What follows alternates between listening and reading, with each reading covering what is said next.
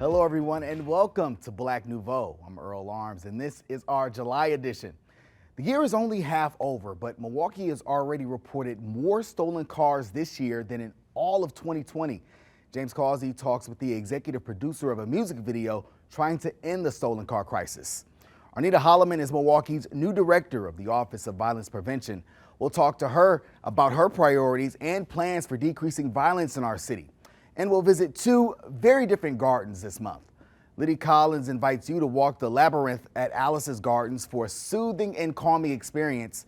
And the We Got This Garden at 9th and Ring is in its 9th year of mentorship for young black boys. Recently, it announced its partnership with the Running Rebels community organization. I talked to Andre Lee Ellis and Victor Barnett about the merger.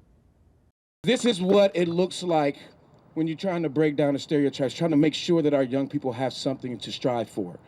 And this is what it looks like when you invest up in strategies upstream, in making sure that we can break down the negative historical issues that we have been facing, particularly as people of color here in Milwaukee and across this country.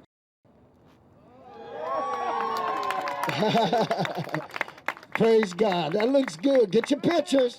This was the official announcement of the merger between the Running Rebels community organization and the We Got This Garden. Victor Barnett founded Running Rebels in 1980 when he was a 19-year-old college student. Running Rebels has been an organization based upon relationships, how to get young people to choose to do positive than join gangs and be into negativity. And that relationship allowed me to connect to those young people and help them make better choices.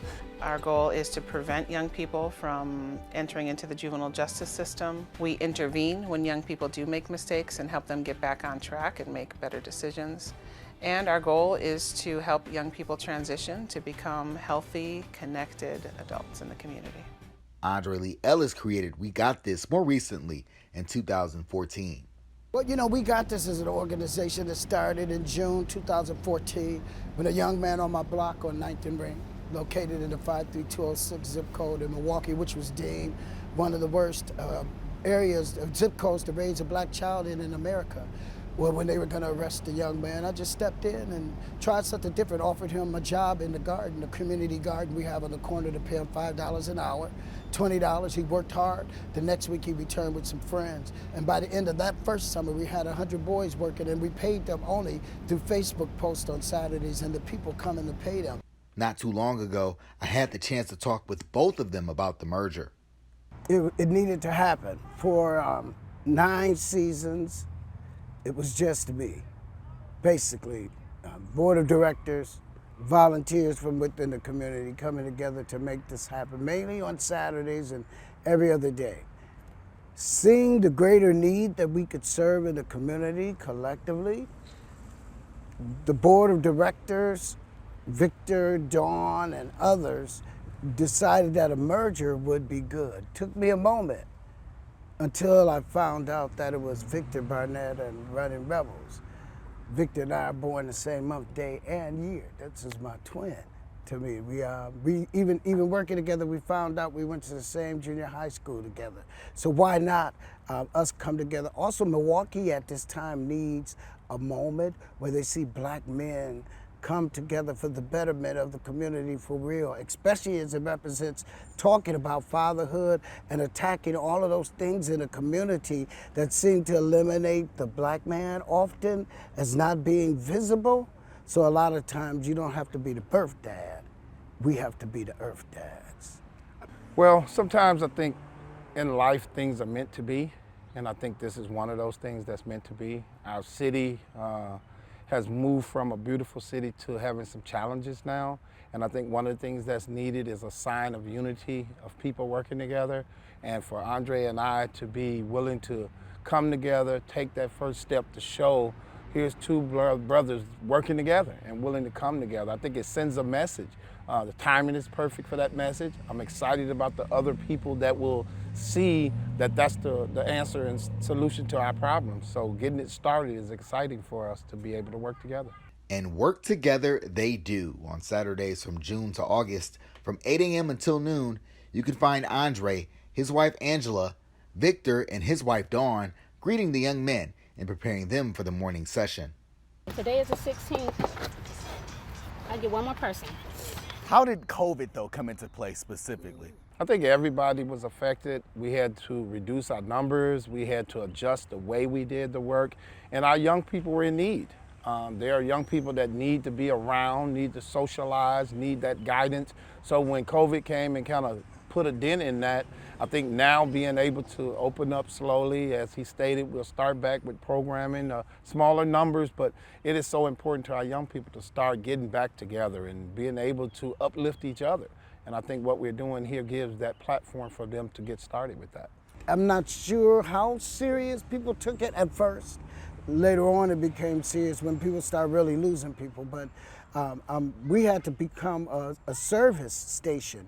We had to have food every day for people, which we got through the merger with Running Rebels and the gathering. And so people could come to the fence, literally, and get a lunch every day. We had Tuesday food drop-off during COVID that we got through Running Rebels that they would bring so we could give to the people. We got information. It gave us access to information on where to go get vaccinated, where to get more information as it related to COVID. My contacts became their contacts, and so during COVID, we utilized each other's knowledge and resources, and we still to this day practice safe distancing. Safe distancing is not the only difference this year. There are fewer boys in the program. That's by design, but the pay has increased.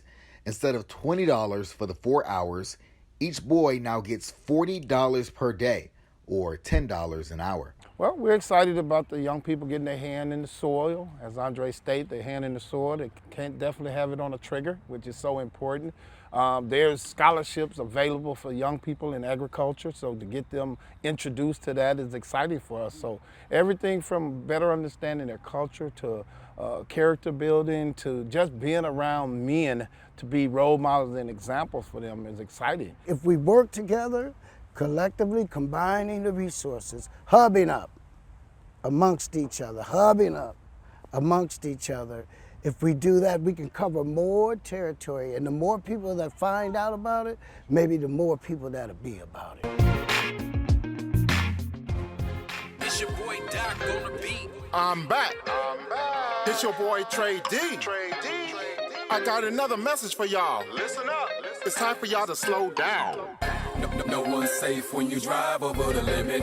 It don't belong to you, so why you even in it? Before you make that mistake, think twice. Is it really worth ruining your life? Is it worth it? No one's safe when you drive over the limit. It ain't safe, It don't belong to you, so why you even in it? Why you in it? Before you make that mistake, think twice. You Is better it really think worth twice. ruining your life? Now the cloud was in the sky on a really beautiful summer day. Parents taking pictures of kids while they all run and play. Little did they know it was danger about a block away. Somebody's on a high-speed chase and they trying to escape. Running every light, even driving up on the sidewalk. Doing whatever they think they need to do to avoid the law. Swerving in a stolen car, absolutely no regard for the lives of innocent people just chilling in the yard. Took a turn hard, lost control of the car. Jumped the curb, hit a tree and split the car in two parts. He died on impact. Unfortunately, he wasn't alone. Underneath all the debris, they found a 7-year-old. Man, no one's safe when you drive over the limit. It don't belong to you, so why you even in it? Why you in it? Before you make that mistake, think twice. Think Is it really twice. worth ruining your life? Is it worth it? No one's safe when you drive over the limit. It ain't safe, It don't y'all. belong to you, so why you even in it? Why you in it? Before you make that mistake, think twice. That was a scene from the Reckless Driving music video, Over the Limit. Its aim is to keep young people out of stolen cars. As of June 23rd of this year, Milwaukee residents reported 4,571 cars stolen, shattering last year's total of 4,512. Joining me to talk about the stolen car crisis is Tracy Dent, founder and executive director of Peace for Change Alliance, Inc., who created the music video. Tracy, thanks for joining us. Thanks for having me. So what inspired the music video? Well, the music video was based off a true story. What happened is that a 7-year-old named London back in October of 2020 was hit and killed on 76 in Calumet by reckless drivers as they were speeding and racing. So a family member, a family friend named Portia, she came to me and said, "Tracy, we have to do something. Through music, let's do a song, addressing this issue." So, like the juices started flowing, and I said, well, let's do it based off of this, of London, and let's make it happen. So what has the feedback been so far from young people seeing the video? It's been powerful. A lot of the youth seen it and said that, they didn't realize the effect that it's actually having on families. And, some of them are speaking up and speaking out against the reckless driving. So, Tracy, what's fueling the reckless driving epidemic in the city?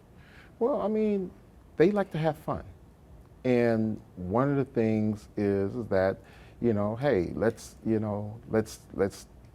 steal a car, let's race and have fun, and that's what they do. They don't think there's nothing really wrong with it. So, and we are trying to encourage them to stop doing that, and that's one of the tools doing the music video, to let them know, to show them that their actions has consequences, and sadly it's the negative. So, if you do the numbers, it amounts to 25 cars roughly stolen a day in this city. Yes. What penalties do we need to have that get kids to stop doing what they're doing? Because a lot of this is young people. Well, I mean, honestly, the courts have to be tougher. The court system have to, really, set the tone that we're tired and we're not going to take this anymore. But also, we have to give them resources. Whatever the youth need, we have to give that to them. If it's mental health issues, we have to, give them some therapy and stuff like that. So it's playing tough love. That's what it is. It's tough love from the community to the youth. Why do you think courts have been so lenient when it's come to the stolen car crisis? Well, I mean, Milwaukee itself it's a tough place to live. With the highest incarceration rates, the list of things it just goes on and on and on. And I think, personally, I think that, the court system don't want to hinder the black community by arresting, putting, young adults behind bars and increasing the statistics. And they being light on this, and we just can't do that. The people are dying out here in these streets. Okay, you have a crystal ball. What would you do to fix the crisis? Crystal ball, one of the things I would do is, it's the education piece right there. We have to put driver's education back into the school system. That would be one thing. Two, it's all about education, showing the youth these are the consequences of your actions. Show them the crime scenes, the accidents, the people who lost their lives due to reckless driving. We also have to let them know that, your actions, there's consequences to your actions. So therefore, you have to own up to what you have done. And if it's penalties, or if it's being arrested, then we have to do that, but also give them resources. Real quick, how can people see the video? They can go on YouTube. We have it under Voices Against Violence Coalition is the YouTube page, and just type in Over the Limit is the name of the song. Okay. All well, right. Thanks a lot, Tracy. All right, thank you. Lavender took a huge hit this year because of that cold in April. But that's lavender. This is Alice's Garden and Urban Farm, located just south of North Avenue in Milwaukee on 21st Street. And it has a labyrinth. Some of you may say, has what? So a labyrinth is a meditation path It's not a maze, I say, but it's amazing. It is an invitation to come in. The same way in is the very exact same way out. Unlike a maze, a labyrinth is not meant to confuse you, but for you to just follow a path and reflect on your own path. Whether you are reflecting on moments of joy or sorrow, it provides, in our case, an urban retreat, literally a way to retreat in. And we always invite people to, as they're coming into the labyrinth and following that path, to think about where they are presently and what's going on your life journey. But as you follow the path out, to think about where you want to be. What you want to do, who you want to become as you journey through life. The history of this neighborhood and the people who once lived here, all the stories of both brokenness and searching for a path to healing brought about this labyrinth. And labyrinths can play a part in your mental health. You can come into this space and this labyrinth, and you might think, this is not going to do a thing for me, right? But people walk in, when someone says, I'm really angry today. You come through the gate, how are you doing today? I'm really angry. I'm gonna invite you to go walk the labyrinth. Somehow you start walking the labyrinth and you look at the butterflies, you look at the bees, you look at all of this other life around you, and you realize that you're part of a bigger picture. And when you understand that you're part of a bigger picture, you're able to decompress a bit. So those things that sometimes make us upset, make us really angry, they don't matter anymore. You're like, now what, when I came into this labyrinth, now what was I upset about, right? Or you remember what you were upset about, but now you've taken some time to literally walk it off, and you can put it into a new light. There are a variety of different labyrinths in the Milwaukee area. This one is a living herbal labyrinth. So almost everything you see here, with few exceptions, are herbs. They are meant to also induce healing, to invite you to a path of healing by their aromas, by what they represent, by how they themselves heal. So what you see abundant here, this one is hyssop. And hyssop is found in almost every ancient scripture. Almost every faith tradition has some reference to hyssop for healing, for cleansing, for burial. So every herb that's in here has a specific purpose. So by touching herbs like lavender as you walk, offers another form of healing. Or picking a piece of sage, or doing this with the hyssop and smelling it. The labyrinth is well used during the season. There are guided walks. Organizations use it, such as hospitals, when they have a difficult case or lose a patient. We have rites of passage groups who use the labyrinth. I personally use the labyrinth in our ministry in this space. If people, I could be standing here in the garden and there might be an argument going on the outside. I will literally go out there, invite the people in, and we will sit in this labyrinth. I will explain the labyrinth, we'll walk the labyrinth, and then we'll talk about, so what are y'all fussing about?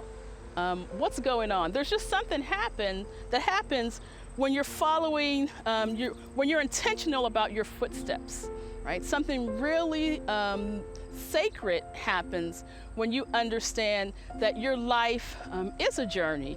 And this labyrinth helps the community to remind them of that it's not about rushing through life, but understanding each step and each phase of your own living. Venus Williams enjoys walking the paths by herself. Shh, and see the sunrise in the labyrinth. So I try to come out here several times during the growing season, sit here and watch the sunrise. There's just a calming peace. Or there are people who come out here just to watch the sunset or to follow the moon. So the labyrinth reminds us that we are connected to creation. And when you remember that you're connected to creation in a larger way, all of your mental health changes. Because there's so much more in the world to focus on. The new director of Milwaukee's Office of Violence Prevention is no stranger to Black Nouveau. Arnitta Holliman is a mental health clinician who's joined us frequently to talk about ways to practice good mental health, and she joins us now. Thanks so much for joining us. Thank you for having me. First off, how is the job going? How's it treating you? It's great. There's a learning curve, obviously, because before I was really focused on my lane as the recast manager, and so now I've got a little catching up to do on some of the other parts of the work that OVP has done, and so I'm enjoying learning, making new connections, and connecting with some other partners in ways that I hadn't connected before. So as you do all that connecting, what are some of the priorities that you have for your position? That's a great question. So the priorities really are the same. I think it's important for continuity that I didn't come in and make any major changes, and really the blueprint was set before I even came into the office. So really continuing to elevate the blueprint for peace, advocating for and meeting with community and system partners for full adoption throughout the city, and moving forward in that process, which we were already doing. Do you have some goals then within that blueprint that you see yourself trying to achieve or doing? Yeah, absolutely. Goal 2, when we're thinking about healing and restorative practices, that's extremely important. And so, of course, as a licensed clinician, that I'm always thinking about our mental health and well-being. And I think it's important for us to center healing as a part of the violence prevention work. Leads right into my next question. What are some other ways that you see your work in mental health helping you in the Office of Violence Prevention? So I think it's important for us to understand human behavior, right? And so if we are thinking about how we're going to prevent violence, I think we need to have a clear understanding of what causes violence, some of the root causes of violence, and that we know as public health officials, public health strategists, we understand social determinants of health, but our mental health and well-being absolutely plays a role in some of the violence that we're seeing, much of which is interpersonal. And if we are going to have any sustainable change, we really have to focus on healing. How do you see yourself working with leaders throughout the city, whether they're elected or in the community? How do you see yourself working with them in order to have a successful tenure? We have to work together. There's absolutely no way I or this office could do it alone. So that means working with all of our partners, system partners, community partners, neighborhood organizations, activists, everyone within the community, because we all have a role, because it's our city, right? So we all have a role in preventing violence, but we are much stronger together when we partner and we work together. I believe that when we work together, we bring all of our genius, all of our talents, and all of our strategies to one place to really figure out what is it that we do next and do it in a concerted and collaborative way. What do you see as far as challenges that either you have already encountered or that you may encounter in this role? So the biggest challenge is coming into the role, and we're already exceeding our numbers in terms of fatal and non-fatal shootings in the city. And so last year was a tumultuous year, and 2021 has proven so far to not fare any better. And so that's a challenge in and of itself. I don't think it's a challenge that is insurmountable. I always believe that there is hope, otherwise I wouldn't do this work. But it is a challenge in terms of how do we get back to that downward trend that we were seeing for 4 years prior to 2020. And how do we do that as we open things back up? We've been sheltered for so long, and now it seems like we're opening back up, and with that, I think the numbers have increased. So how do you see yourself combating that? Yeah, so again, it's working with our system partners, and it's also having them, getting the message out to friends, neighbors, community members around it's important that we get back out, but that we do it safely. And so if we know someone, if you know someone who could potentially be in a difficult situation or a situation that could lead to an altercation, do you have the influence to kind of talk them down, to help them go a different direction, change their mind? And if not, then reaching out for the help. That's going to be extremely important. And that we're all keeping our eyes and ears open for safety reasons, but also around what's working. Sometimes we focus quite a bit on what's not working, what's not happening well, and we miss the beauty in our city, we miss the beauty in the change makers and the peacemakers in our communities that are really doing great work. How do you see that work? How do you see this work reflecting and having an effect on young people in the city? So the young people in the city are our young people, and so it's important that they're ours, right? So it's important that we keep them involved and so that they have a voice in what's happening, both in terms of how to stay safe, but also in what they want to see out of our city. I want to be clear that much of the violence that we see is not committed by young people, and sometimes they unfortunately get the rap. It's usually, adults, maybe young adults, but adults nonetheless. And so I think it's important that we focus on both ends. We go upstream on the prevention end, but we also provide the intervention and postvention piece. And remember that we have an obligation to everyone in our city, so not just young people, but adults as well who need, some guidance at times. So as we wrap things up, what does Milwaukee, what does Wisconsin need to know about you, Arnitta Holliman, in this role? That I am born and bred Milwaukee. I love this city. It's my city, and that I am committed to being here and being a part of the change that all of us want to see, and that we are much stronger together. Amen. Appreciate it. Thank you so much for joining us. You're welcome. Thank you. Before we close out this month, a reminder to check us out on our website, MilwaukeePBS.org. We have a link to the full Over the Limit video and other information you just might find helpful. For Black Nouveau, I'm Earl Arms. Thanks for joining us. Have a good night.